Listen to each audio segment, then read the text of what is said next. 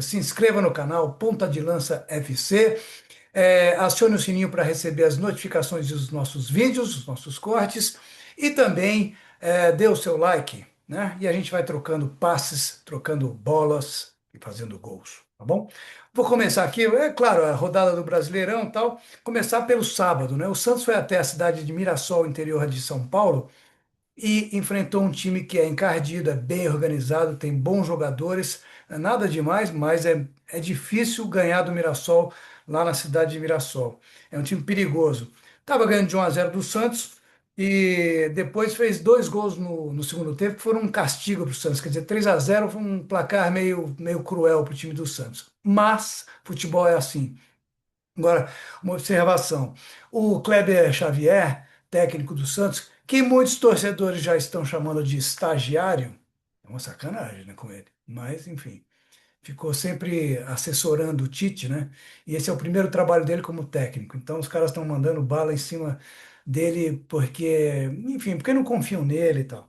Mas eu acho que ele é um bom técnico, ele tem um caminho pela frente aí. Pô, ele deve ter aprendido alguma coisa, não?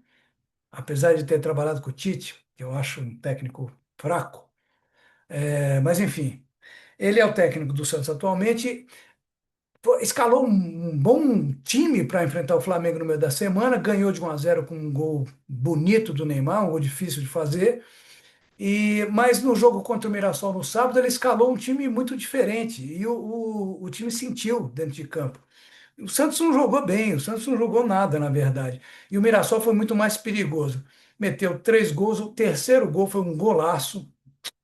Enfim, e o Santos amargou. E olha, o Brasão fez muitas defesas importantes. O Brasão salva o Santos em vários jogos. Dessa vez não conseguiu. Dois destaques. Um eu já falei que é o destaque do Kleber Xavier ter mexido muito no time, e o time sentiu dentro de campo. E o outro é um destaque que é muito mais negativo, que é a agressão do João Vitor, do Mirassol, pelas costas, por trás, com o braço aqui, ó, no Neymar, numa bola, que é um lance muito perigoso, quando os dois jogadores sobem para cabecear uma bola. O cara tá de costas e o outro vem por trás, cara. Que é isso, João Vitor? Foi expulso, mas só foi expulso depois, porque o VAR chamou, porque o árbitro dentro de campo não achou nada demais. Aliás, vou falar sobre a arbitragem daqui a pouquinho, que eu acho que é a arbitragem brasileira que vai definir o Campeonato Brasileiro. Sábado também, o São Paulo ganhou do Corinthians com dois gols do Luciano, aos 31 e aos 34 do primeiro tempo, e esses dois gols abriram o caminho do tricolor e bagunçaram o coreto do Corinthians, quer dizer, o Corinthians se perdeu a partir daí.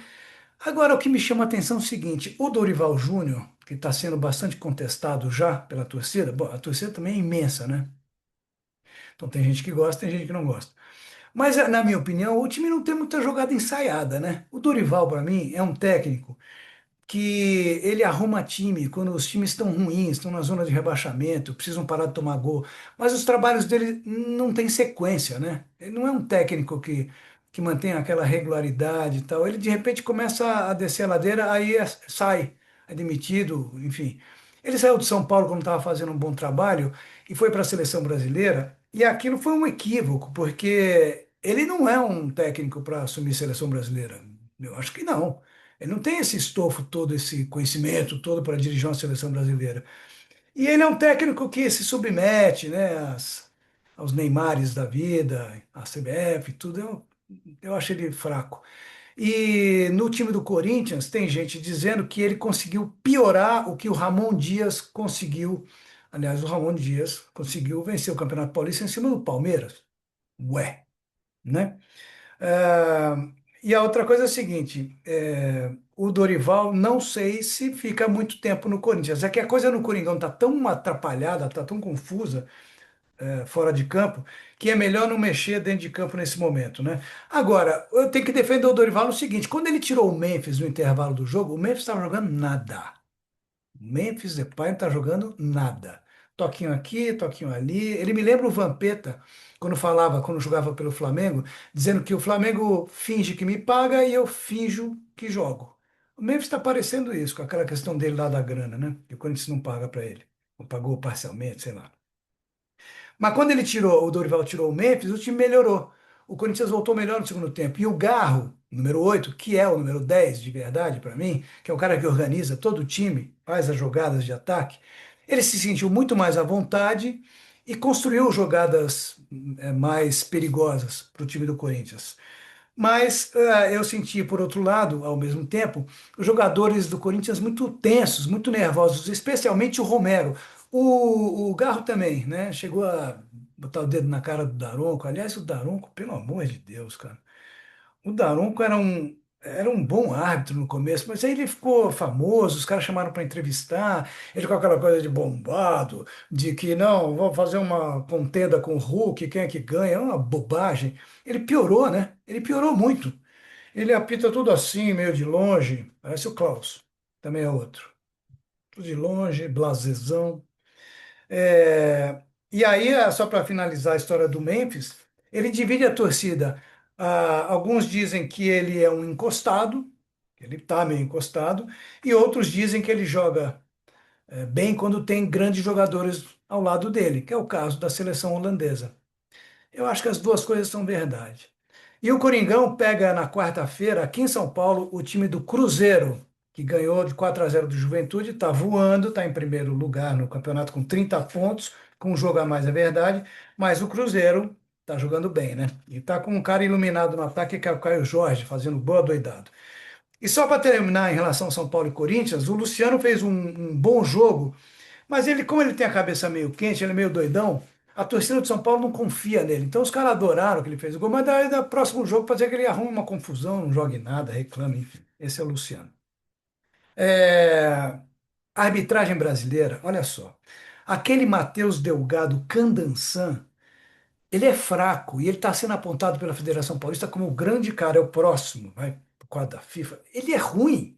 Ele é ruim. Escandanção, jovem, ele é ruim.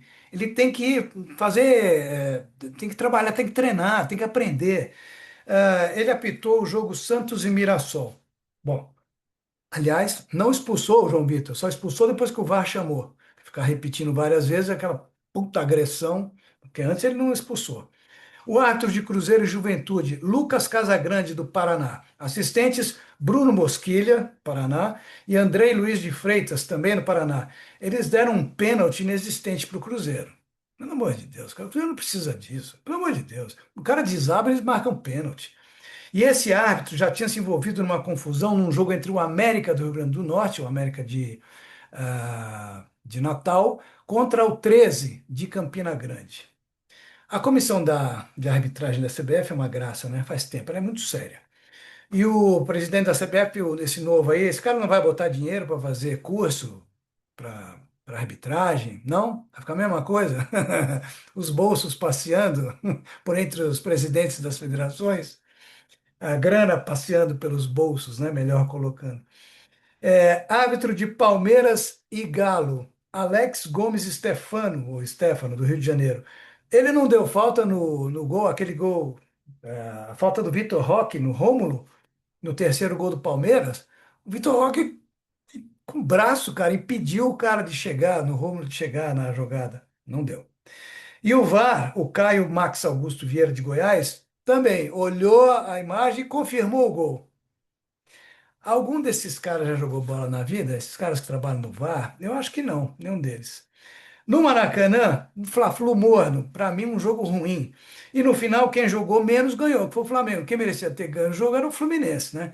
E a grande ironia é que Pedro, que foi o pivô de uma grande celeuma durante toda a semana na Gávea, com aquela história com o Felipe Luiz, o vazamento da informação para um jornalista, é, toda aquela bagunça, o Pedro se explicando para os jogadores e tal. Ele entra no segundo tempo, 0-0, o Fluminense meio pressionando o Flamengo, pressionando de leve, né?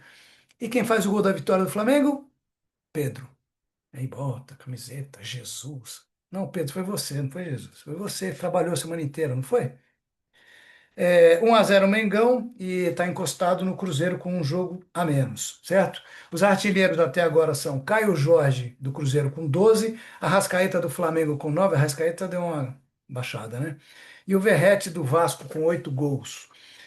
Vou dar aqui a classificação do Campeonato Brasileiro, que é meio chato, né? Porque tá uma bagunça, tem time com 13 jogos e time com 15. Mas eu vou dar assim, às vezes eu falo dos jogos, tá? Senão vai ficar uma confusão danada. Primeiro, Cruzeiro com 33 pontos. Segundo, Flamengo com 30, um jogo a menos do Mengão. Terceiro, RB Bragantino com 27. Perdeu do Vitória lá no Barradão, rapaz. E Vitória saiu da zona de rebaixamento, botou o Santos. O Palmeiras está com 26 em quarto, ganhou do Galo, sem convencer. Em quinto, o Botafogo com 25. Em sexto, o Bahia com 25. Sétimo, o Mirassol com 21. Em oitavo, o Fluminense com 20. Deixa eu subir aqui. Nono, o Galo com 20. Décimo, o Corinthians com 19. Impressionante, o Corinthians com 19 pontos se mantém ali, sempre no meio da tabela, né? O Ceará em 11º com 18, o Internacional com 17 em 12º, Grêmio em 13º com 17 pontos, o São Paulo em 14º com 16, Vitória em 15º com 15 e em 16º o Vasco com 14. Aí vem a zona da degola. Primeiro, o Santos, que voltou para a zona do rebaixamento, mas o Santos tem um jogo a menos que o Cruzeiro, por exemplo, e que o São Paulo e que o Vitória, que tem 15. O Santos está com 14 pontos, o Juventude com 11, o Fortaleza com 11 e, em último, o Sport Recife com 3. Depois daquela. Como é que a gente define aquela palhaçada, aquela coisa perigosa que aconteceu na semana passada lá no centro de treinamento do esporte com a invasão daqueles bandidos ameaçando os jogadores. 3 pontinhos, o esporte não merece subir. Só se melhorar muito, né? Por enquanto é isso, a gente volta amanhã, tá bom? E tem uma informação aí de um time de Sergipe que não quer patrocínio das bets, amanhã a gente fala sobre isso. Grande abraço, tchau.